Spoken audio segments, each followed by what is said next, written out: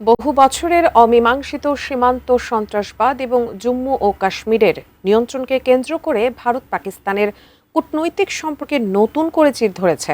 এমন পরিস্থিতিতে আঞ্চলিক আধিপত্য বজায় রাখতে এবং কৌশলগত প্রতিরোধ নিশ্চিত করতে নিয়মিতই ক্ষেপণাস্ত্র মহড়া ও পরীক্ষা প্রদর্শন করে যাচ্ছে পাকিস্তান। তারই অংশ হিসেবে এবার নিজস্ব প্রযুক্তির আরও শক্তিশালী ক্ষেপণাস্ত্রের মহড়া চালালো দেশটি। বিস্তারিত ডেস্ক রিপোর্টে। আরব সাগরে নিজেদের আধিপত্য বাড়াতে এবং প্রতিপক্ষের নৌবাহিনীকে চাপে রাখতে এক বড় সামরিক পদক্ষেপ নিয়েছে পাকিস্তান। দেশটির নৌবাহিনী তাদের উপকূলীয় প্রতিরক্ষা ব্যবস্থার আধুনিকায়নে ফেজ 2 প্রকল্প চালু করেছে। এই প্রকল্পের মূল আকর্ষণ হল সম্পূর্ণ নিজস্ব প্রযুক্তিতে তৈরি P282 smash supersonic anti-ship ballistic ক্ষেপণাস্ত্র। 500 কিলোমিটারেরও বেশি পাল্লার এই ক্ষেপণাস্ত্রের অন্তর্ভুক্তি উত্তর আরব সাগরে পাকিস্তানের অ্যান্টি অ্যাক্সেস বা এরিয়া ডিনায়াল ক্ষমতাকে বহুগুণ বাড়িয়ে দিয়েছে।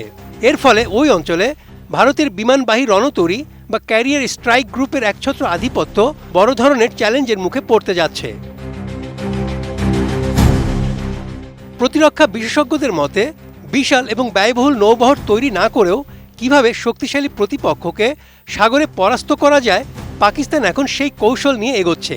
300 কিলোমিটার পাল্লার পুরনো সাবসনিক ক্ষেপণাস্ত্রের যুগ শেষ করে এখন শব্দের চেয়ে দ্রুতগামী সুপারসনিক ব্যালিস্টিক ক্ষেপণাস্ত্রের দিকে ঝুঁকছে তারা।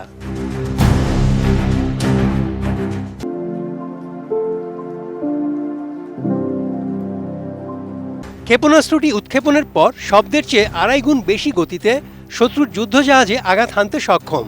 এটি ওপর থেকে একদম খাড়াভাবে নিচে নেমে আসে এবং পথ পরিবর্তন করতে পারে। ফলে শত্রু জাহাজের রাডার বা আকাশ প্রতিরক্ষা ব্যবস্থার পক্ষে এটিকে মাঝ আকাশে ধ্বংস করা অত্যন্ত কঠিন হয়ে পড়বে।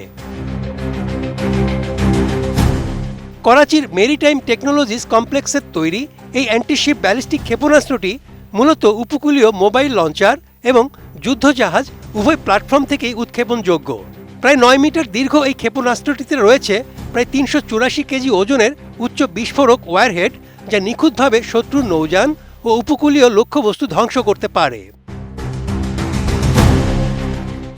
এই নতুন ক্ষেপণাস্ত্র ব্যবস্থার কারণে ভারতীয় রণতরীগুলোকে এখন পাকিস্তানের উপকূল থেকে অনেক দূরে অবস্থান করতে হবে। উপকূল থেকে রণতরীর দূরত্ব যত বাড়বে, তার ফাইটার জেটের কার্যক্ষমতা এবং গতি ততই কমে যাবে।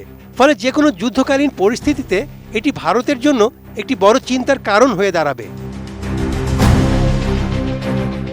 প্রতিরক্ষা বিশ্লেষকরা মনে করছেন, কাগজে কলমে এই প্রযুক্তি পাকিস্তানের জন্য বড় শক্তির উৎস হলেও বাস্তব যুদ্ধে এর কার্যকারিতা এখনও প্রমাণিত নয়।